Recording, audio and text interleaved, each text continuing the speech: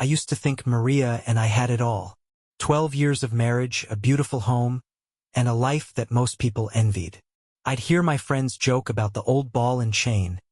But for me, Maria was my sanctuary. Her laughter was my solace, her touch my anchor. We had our routines, morning coffee together, Friday movie nights, the occasional spontaneous road trip when the monotony of life got too loud. It wasn't a fairy tale, but it was ours. A world where loyalty and love seemed unshakable.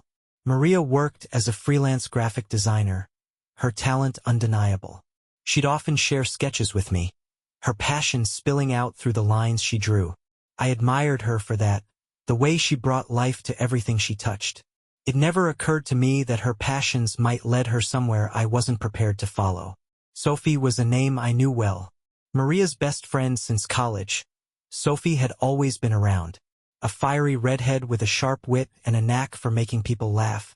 She was the kind of person who lit up a room without trying. I never thought much of her visits. They were just part of the backdrop of our life together. I'd pass by the living room, see them laughing over a glass of wine, and feel a quiet satisfaction that Maria had someone who brought her so much joy. But now, looking back, I see things I didn't want to see then. How Maria's laughter with Sophie felt different from her laughter with me.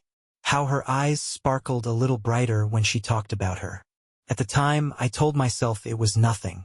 A husband's paranoia. A symptom of the insecurities we rarely admit. That morning, everything was normal, or so it seemed. I kissed Maria before heading to work, as always.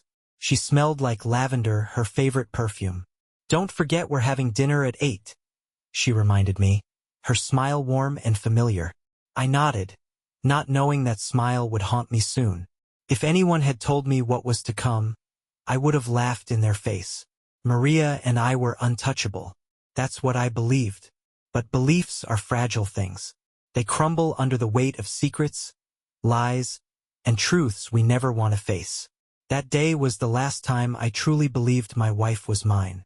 It started with the small things. Little shifts in Maria's behavior that were easy to brush aside at first.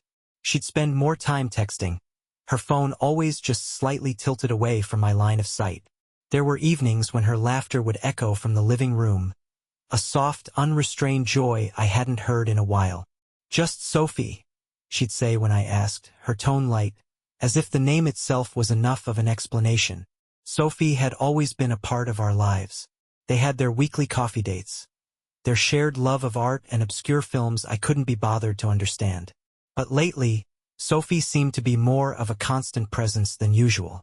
Her name came up in conversation more often, her visits grew longer, and Maria seemed happier. I didn't know whether to be grateful or suspicious. One night, as I walked into the kitchen for a late-night snack, I saw Maria on the couch. The glow of her phone lit up her face. Her lips curved into a smile she wasn't aware she was wearing. I asked her what was so funny. "Just Sophie being Sophie," she said, locking her phone and setting it down a little too quickly. I didn't think much of it at the time. Why would I? Sophie was her best friend. Not some stranger with a questionable motive. But that unease, that faint whisper of doubt. It started there. The first real crack came 2 weeks later. Maria and Sophie had planned a girls' night. Something they hadn't done in years. I encouraged it, even offered to make myself scarce.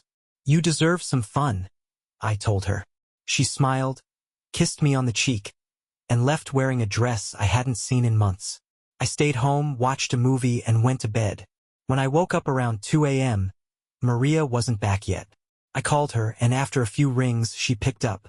Her voice was calm, cheerful even. "Sorry, we lost track of time. I'll be home soon." She came in an hour later, her hair slightly disheveled, the smell of perfume and wine clinging to her like a second skin. I didn't press her for details. I told myself it was nothing. But as I lay next to her that night, I couldn't ignore the sinking feeling in my chest. Something was different. The next morning, I tried to shake it off. But as I scrolled through social media over coffee, a picture caught my eye.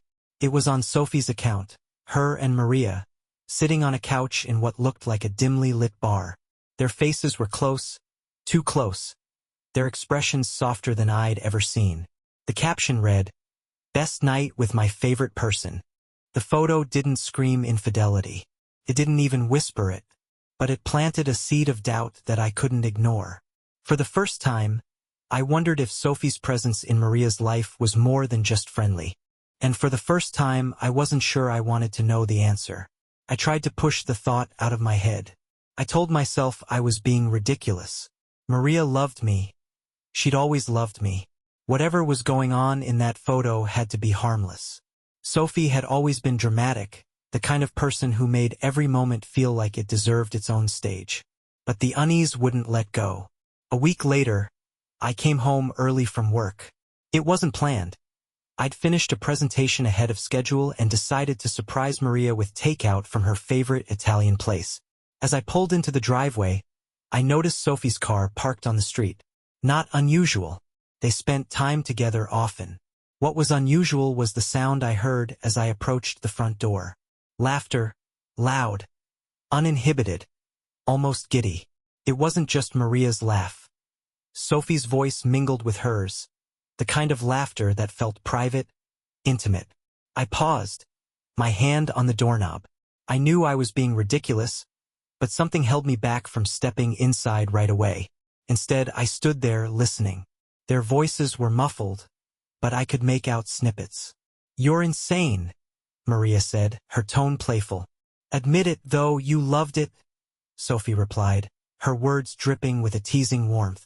Maria's laughter followed, softer now, almost shy. I took a deep breath and opened the door. The sound stopped immediately. When I walked into the living room, they were sitting on the couch, their faces a little too composed, as though they'd been caught in the middle of something. Maria's cheeks were flushed, and Sophie's smile was tight, almost forced. "Hey, babe," Maria said, standing up quickly. "You're home early." "Yeah," I said, holding up the bag of food. "Thought I'd surprise you." Sophie glanced at her watch and stood. "I should get going anyway," she said, grabbing her coat. "Thanks for the tea, Maria." I nodded at Sophie as she left, and Maria moved toward me, taking the bag of food from my hands. She kissed me on the cheek, but it felt mechanical, like she was going through the motions. "You okay?" I asked, studying her face. "Of course," she said quickly. Too quickly. Why wouldn't I be? I didn't press her, but the tension lingered. As we ate dinner that night, Maria filled the silence with stories about her day, but I couldn't shake the feeling that she was trying too hard. Her words felt rehearsed, her smiles too practiced. Later that night, as she slept beside me, I picked up her phone. I wasn't proud of it, but the nagging doubts had grown too loud to ignore. Her lock screen was the same, a picture of us from our anniversary. But when I opened her messages, there was nothing unusual. Nothing at all from Sophie. I stared at the screen, my heart pounding. Either I was losing my mind, or Maria had something to hide. And for the first time, I realized how little I truly knew about what went on when I wasn't around. The seeds of doubt had been planted, and no matter how much I tried to rationalize, they grew like weeds in my mind. Maria seemed oblivious to my turmoil, going about her days as if nothing had changed. But something had changed. I couldn't pinpoint when or how, but I could feel the shift in the way she touched me, looked at me, and spoke to me.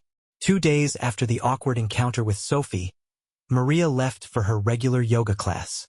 I stayed home, my mind restless. I couldn't keep doing this to myself, questioning her, second-guessing every word, every glance.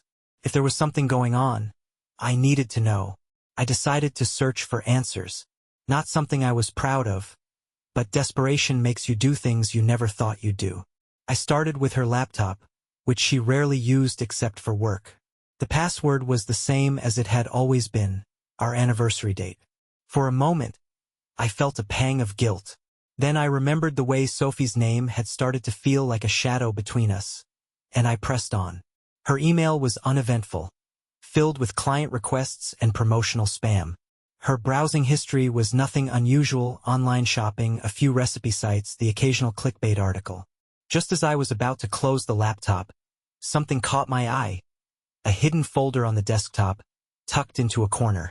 It was titled with a single emoji, a heart. I opened it, my hands trembling. Inside were pictures. Dozens of them. Most were harmless.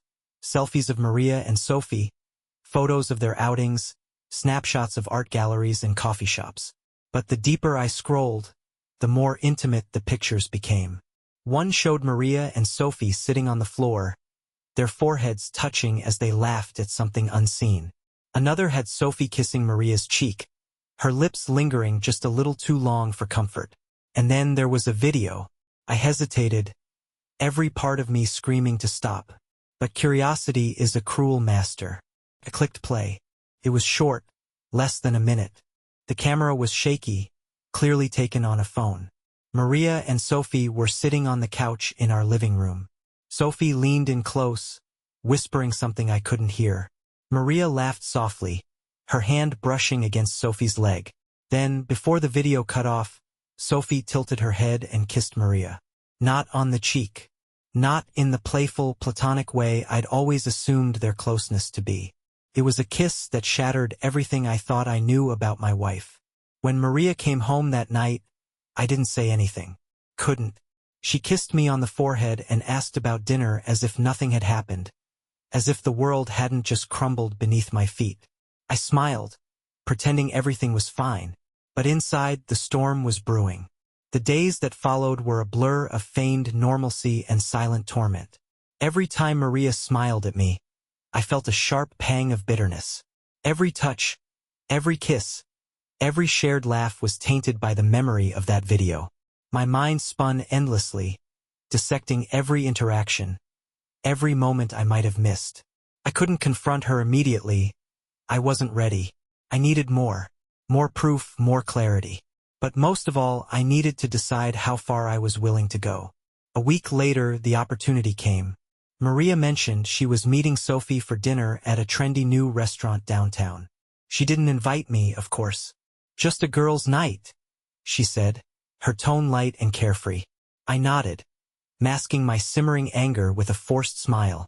After she left, I decided I couldn't sit idly by. I grabbed my keys and followed her. It felt wrong, like I was crossing some unspoken boundary, but the weight of my doubts left me no choice.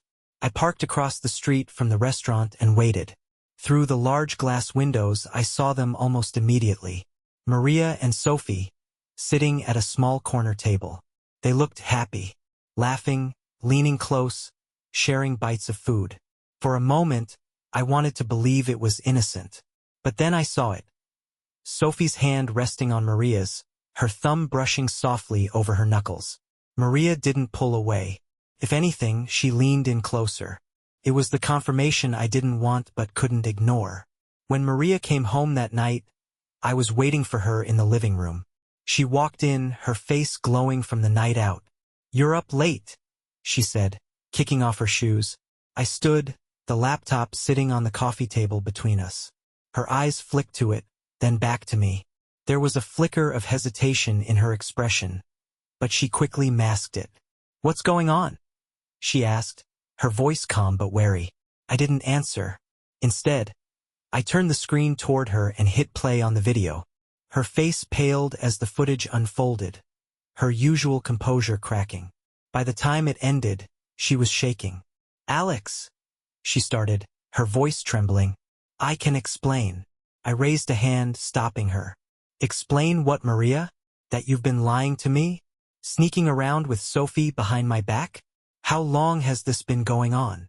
Tears welled up in her eyes, but they only fueled my anger. "It's not what you think," she said weakly. I laughed bitterly. "Not what I think. I saw the way you looked at her, Maria. I saw everything." She broke then, collapsing onto the couch, her face buried in her hands. "I didn't mean for this to happen," she whispered. It just happened. It just happened?" My voice rose, the fury I'd been holding back exploding.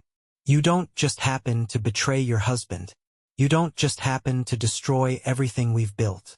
Maria sobbed, but I felt no sympathy. "Not anymore. Do you love her?" I demanded. Her silence was answer enough. I didn't sleep that night. Maria cried herself to sleep in the guest room, but I stayed awake, staring at the ceiling. The rage simmered inside me, burning away every trace of love I'd ever felt for her. She thought the worst was over. She thought the confrontation was the end of it. But she had no idea what I was planning. The night of the confrontation, I didn't sleep. Not because I was lost or confused, but because my mind was working tirelessly. I wasn't interested in forgiveness or closure. I wanted retribution, cruel, deliberate, and unforgettable. Maria thought I'd go through the usual motions of betrayal, anger, sadness, maybe even counseling. But she didn't know me as well as she thought. My love had been all-consuming, and now my vengeance would be the same. The first thing I did was gather information. If I was going to destroy what Maria and Sophie had, I needed to understand their relationship fully. Over the next few days, I studied her routines, her habits, and every interaction she had with Sophie. I hacked into her phone. Not just her messages, but her location history, her social media, everything. The more I uncovered, the clearer the picture became. This wasn't a passing fling or a moment of weakness. Their affair had been months in the making. Late-night texts, secret meetups, even vacations disguised as work retreats. They had created an alternate life together, and I was the oblivious outsider.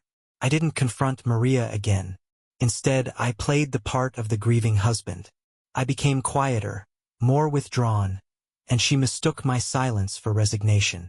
She even tried to reach out, making small efforts to reconnect, but I gave her just enough hope to keep her off guard. Sophie was the next piece of the puzzle. I knew I couldn't destroy Maria without pulling Sophie into the fire. It wasn't just about ruining their relationship. It was about ensuring they felt the same betrayal I did. Sophie wasn't just a bystander.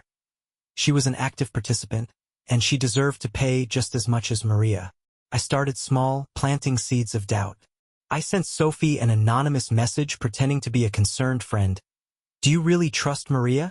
You're not the first person she's been close to, you know? At the same time, I began to isolate Maria socially. I leaked parts of their affair to a few key people in our circle, friends, family members, under the guise of seeking advice or support. The whispers began to spread, and Maria started to notice the subtle shifts in the way people looked at her, the hesitations in their greetings. Her world was beginning to unravel, but she didn't know why. Not yet.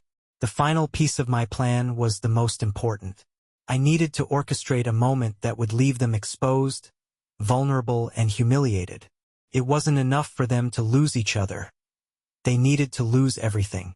And so I waited. I watched. And when the time was right, I'd pull the trigger. Revenge isn't a single act. It's a masterpiece, painted with patience, precision, and the darkest parts of your soul. Maria believed the storm had passed. She started behaving as though the confrontation was behind us, as if the worst thing I could do was yell or cry. She didn't realize I had moved beyond the predictable reactions. Sophie, too, seemed oblivious to the fact that her actions had placed her directly in the crosshairs. I needed them together and unaware, comfortable in their shared bubble of secrecy. It wasn't hard to set the bait. I used Maria's guilt against her, suggesting we work on repairing our marriage. Maybe you should invite Sophie over for dinner, I said one evening, feigning hesitation. If she's such an important part of your life, I should try to understand your bond. Maria looked at me, startled, then suspicious. Are you sure? I nodded. It's better than pretending nothing happened. If I meet her as part of your life, maybe it'll help me forgive. She hesitated but eventually agreed. I could see the relief in her eyes. Relief that I wasn't as angry as she feared. Relief that maybe she wouldn't lose Sophie or me. It was a relief I planned to shatter. The night of the dinner, I prepared everything meticulously. A home-cooked meal, candles lit, music playing softly in the background. Maria seemed almost relaxed, though I caught her stealing nervous glances at me throughout the evening. When Sophie arrived, she greeted me with a smile that didn't quite reach her eyes. "Thanks for inviting me," she said, her voice laced with caution. "Of course," I replied, my tone disarming. I figured it's time we all talked openly. As the evening progressed, I played my role perfectly, the understanding husband, eager to rebuild trust. I asked about Sophie's work, her interests, her history with Maria. She answered cautiously at first but grew more comfortable as the wine flowed. By the time dessert was served, the tension in the room had all but vanished. Maria was laughing, Sophie was smiling, and they seemed to think they had dodged the bullet. They didn't realize I was just lining up the shot. After dinner, I suggested we move to the living room for drinks. They agreed, and as we settled in, I excused myself, claiming I needed to grab something from my office. Instead, I went to my laptop. I had everything ready. Photos, messages, and that incriminating video, all compiled into a neat little presentation. When I returned, I held up my phone and smiled. "I want to show you something." Maria's laughter faltered, and Sophie froze. I cast the screen from my phone to the TV, and the first image appeared. A candid photo of them at the bar, Sophie's hand on Maria's. Maria's face drained of color. "Alex, what is this?" I ignored her, swiping to the next image. A text exchange about one of their secret meetups. Then another, and another. By the time I played the video, Maria was crying, and Sophie was glaring at me, her composure slipping. "Do you want to explain now?" I asked, my voice cold. "Or should I keep going?" Maria stammered, trying to form words, but Sophie cut her off. "What's the point of this, Alex?" she snapped, her voice shaking. "You already know. Why drag this out?" I turned to her, my expression hard. "Because you need to understand what it feels like to have your world ripped apart." And with that, I revealed the final piece of my plan. What they thought was a private betrayal was now public. Every image, every message, every detail. I had shared it with their closest friends and family. I wanted them to feel the weight of their actions, the judgment, the shame. Maria sobbed, her face buried in her hands. Sophie stood, her face pale and furious. "You're sick," she hissed before storming out. I watched her leave, then turned to Maria. "This is just the beginning," I said quietly. For the first time, I saw fear in her eyes. Sophie didn't return Maria's calls or texts after storming out. I knew she wouldn't. The fallout I had engineered was working perfectly, driving a wedge between them. By the next day, whispers had spread like wildfire among their friends and colleagues. Maria's phone buzzed constantly. Calls, messages, missed notifications. Her face grew paler with each one she read. "What did you do, Alex?" she demanded, her voice trembling. "Ich sagte her, unflinching." "The truth." I gave people the truth. Her hands shook as she gripped her phone. "You humiliated me." "You humiliated her." "Like you humiliated me?" I shot back, my voice sharp. "You think you get to destroy our marriage in secret and walk away without consequences? This isn't just about me, Maria. It's about what you chose to do." She didn't reply. She couldn't. There was no defense for what she had done, and she knew it. Over the next week, the consequences of their betrayal began to snowball. Maria lost several major clients after word of the affair reached her professional network. The whispers about her scandalous behavior made her a liability, and the work dried up almost overnight. Sophie fared no better. Her reputation in her social circle, once vibrant and enviable, was in tatters. Invitations stopped coming. Friends began to distance themselves. I had made sure of it. I watched it all unfold with a grim satisfaction. They were experiencing what I had felt. Isolation, shame, and a sense of their lives crumbling beneath them. But I wasn't done. Maria tried to salvage what was left of our marriage. "Let's go to therapy," she suggested one night, her voice desperate. "We can fix this, Alex. I'll do anything." I laughed bitterly. "Therapy? You think sitting in a room and talking about this will change what you did? What you destroyed?" Her eyes welled with tears, but I didn't care. The woman I had loved was gone, replaced by a stranger I no longer recognized. "There's nothing left to fix, Maria," I said coldly. "You made sure of that." Sophie, meanwhile, tried to fight back. She sent me a scathing email, accusing me of being vindictive and cruel. "You're worse than either of us," she wrote. "What you've done is monstrous." I didn't respond. Her words meant nothing to me. She had played a part in ruining my life, and now she was feeling the consequences. If she thought I cared about her opinion, she was delusional. But even as I watched their worlds fall apart, I felt a hollow emptiness growing inside me. Revenge had been my driving force, but now that it was in motion, I wasn't sure what was left. I had destroyed them, yes, but in the process I had destroyed myself as well. Maria stayed in the guest room, her sobs echoing through the walls at night. I didn't comfort her. Couldn't. I wasn't sure I even had the capacity to feel pity anymore. All I could feel was the cold, consuming void of my own rage. Days turned into weeks, and the chaos began to settle into a strange, tense routine. Maria no longer spoke much, and when she did, her voice was hollow. She'd stopped fighting, stopped trying to mend the pieces of what we had left. Instead, she moved through the house like a ghost, her guilt and shame weighing her down. I watched her closely. Part of me wanted to see her crumble completely, to break under the weight of what she had done. But there was another part of me, a quieter, darker part, that found no satisfaction in her suffering. Instead, it felt empty. One evening, I came home to find Maria sitting on the couch, staring blankly at the television. She barely looked up as I entered. The woman who once greeted me with a smile and a kiss was gone, replaced by someone I barely recognized. "You're home late," she said quietly, her voice devoid of emotion. "Traffic," I replied curtly, dropping my bag by the door. She nodded but said nothing else. The silence between us was deafening, filled with all the things neither of us dared to say. I could feel the weight of her guilt, the crushing realization that no matter how hard she tried, she couldn't undo what had been done. Meanwhile, Sophie had gone silent. After her last attempt to lash out at me, she had disappeared from Maria's life, or so it seemed.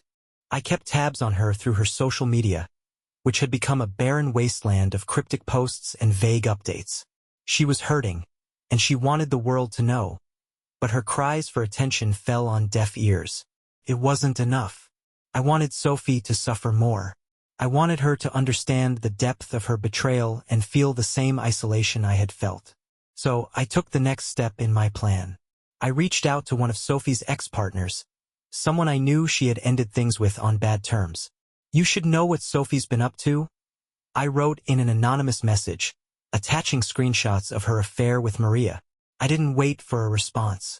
I knew the seed of doubt had been planted, and that was enough. From there, I targeted her professional life. Using an anonymous email account, I forwarded the same screenshots to her boss, framing it as a concerned individual who believed her actions were unprofessional. Sophie worked in a high-profile position, and her reputation was everything. I knew this move would sting. Maria had no idea what I was doing behind the scenes. To her, I was simply a cold, distant husband, still reeling from her betrayal. But every move I made was deliberate, calculated. I was dismantling her world piece by piece, and she was too broken to see it. The house grew quieter with each passing day. Maria stopped trying to bridge the gap between us. Instead, she seemed to retreat further into herself, as if bracing for the next blow. She didn't know the calm she was experiencing was only temporary. I wasn't finished yet. There was one more act to this play, one final strike that would leave both Maria and Sophie in ruins. I just needed the perfect moment. The opportunity one had been waiting for came a month later. Maria's birthday was approaching, and despite the rift between us, she timidly asked if we could have a small celebration. "Just dinner at home," she said, her voice hesitant. "I think it would be nice." I agreed, masking my intentions behind a soft smile. "Of course," I said. "It'll be just the two of us." What she didn't know was that I had invited Sophie, not as a surprise for Maria, but as the centerpiece for my final act of vengeance. I sent Sophie an anonymous message a week before the dinner, pretending to be Maria. I wrote about how much she missed her, how she wanted to see her, and how it would mean everything if Sophie came to the house on Maria's birthday. Sophie took the bait. Her reply was immediate and emotional. "I miss you too. I'll be there." The trap was set. The night of the dinner, Maria dressed carefully, trying to salvage some sense of normalcy. She wore a dress I hadn't seen in months, a soft blue that used to be my favorite. As she moved around the kitchen, setting the table and lighting candles, I could see the faint flicker of hope in her eyes. She thought this was the beginning of reconciliation. At 8 p.m., the doorbell rang. Maria froze, confusion crossing her face. "Were you expecting someone?" she asked. I shrugged. "Why don't you see who it is?" She walked to the door, and when she opened it, Sophie stood on the other side, holding a bottle of wine and wearing a tentative smile. Maria's face drained of color. "Sophie?" she whispered, glancing back at me. What's going on?" I stood, my expression calm but cold. "I thought it was time we all sat down together. You've both been such an important part of my life after all." Maria looked like she might collapse. Sophie, on the other hand, narrowed her eyes. "What is this, Alex?" "This," I said, stepping closer, "is the truth coming out. No more secrets, no more lies. Just the three of us, finally addressing everything." Maria's voice trembled. "Alex, please, don't do this." But I was past the point of mercy. I gestured for them to sit at the table, and after a tense silence, they complied. Sophie was on edge, her gaze darting between Maria and me, clearly sensing the danger but unsure how to respond. I poured 3 glasses of wine and sat down. For a moment, no one spoke. Then, I reached into my pocket and pulled out my phone. "Before we begin," I said, "I think it's only fair that we review what brought us here." I cast the screen to the television, just as I had done weeks before, and played the video. Maria buried her face in her hands, sobbing. Sophie clenched her jaw, her face pale. When the video ended, I turned to them both. "So tell me, what was the plan? Were you going to run off together? Were you just going to keep sneaking around behind my back forever?" Sophie finally snapped. "You're sick, Alex," she hissed. "This isn't normal. You've already destroyed everything. What more do you want?" I leaned forward, my voice low and venomous. "I want you to feel what I felt. To lose everything you care about, piece by piece, just like I did." Before they could respond, I dropped the final bombshell. "You might want to check your phones," I said, leaning back in my chair. They hesitated, then reluctantly picked up their devices. The messages I had sent, photos, videos, and incriminating details, had been sent to their families, their employers, and everyone in their closest circles. Their darkest secrets were now public knowledge. Maria gasped, her hands trembling as she read the replies flooding her screen. Sophie's face twisted in fury and disbelief. "You're a monster," she spat, standing abruptly. "You've ruined us." I smiled faintly. "Now you understand." Maria collapsed into her chair, tears streaming down her face. "Why, Alex?" she sobbed. "Why couldn't you just let it go?" "Because you didn't just betray me," I said coldly. "You killed the man I used to be, and now I've returned the favor." I stood and walked out of the room, leaving them to face the wreckage of their lives, and each other. For the first time in weeks, I felt a twisted sense of peace. The next morning, the house was silent. I wasn't sure if Maria had slept at all. I certainly hadn't. I stayed in the guest room, my mind replaying the events of the previous night. I thought I would feel triumphant, maybe even satisfied. Instead, there was a heavy emptiness, a vacuum where my anger had been. When I finally stepped into the living room, Maria was sitting on the couch, her eyes red and swollen. She looked up at me, her expression a mix of defeat and anguish. "It's all gone," she whispered. "Everything." I didn't reply. What could I say? I had orchestrated her downfall, ensured that her betrayal would haunt her for the rest of her life. Her phone buzzed on the table. She didn't even reach for it. "My mother called me a disgrace," she said, her voice cracking. "My sister won't even speak to me. And Sophie." Her voice trailed off, and fresh tears spilled down her cheeks. "What about Sophie?" I asked, my tone cold. Maria shook her head. "She told me to lose her number. She said I wasn't worth this kind of chaos." A bitter laugh escaped her lips. "I guess I deserve that." I said nothing, Part of me wanted to twist the knife, to remind her that she had brought this on herself. But another part of me, a part one wasn't ready to acknowledge, felt a twinge of pity. Over the next few days, Maria tried to pick up the pieces of her shattered life. She reached out to friends, but most of them had already distanced themselves. Her work opportunities dried up completely, and the few clients who hadn't dropped her made it clear they wouldn't be renewing their contracts. She stopped trying after a while. She stayed home most days, barely speaking, barely eating. I would pass her in the hallway or the kitchen, and she'd glance at me with hollow eyes. She was a shell of the woman I had married. Sophie, on the other hand, was fighting back. I heard through mutual acquaintances that she was threatening legal action, claiming defamation and emotional distress. It didn't faze me. I had made sure everything I released was factual, undeniable. Sophie could rant and rage all she wanted, but the damage was done. I didn't care about Sophie. She was a casualty of my revenge, nothing more. My focus remained on Maria, who had once been the center of my world and was now a reminder of everything I had lost. One evening, as I sat alone in the kitchen, Maria walked in. She looked at me for a long moment before speaking. "What are we now, Alex?" she asked quietly. "Are we just two people living in the same house, pretending not to hate each other?"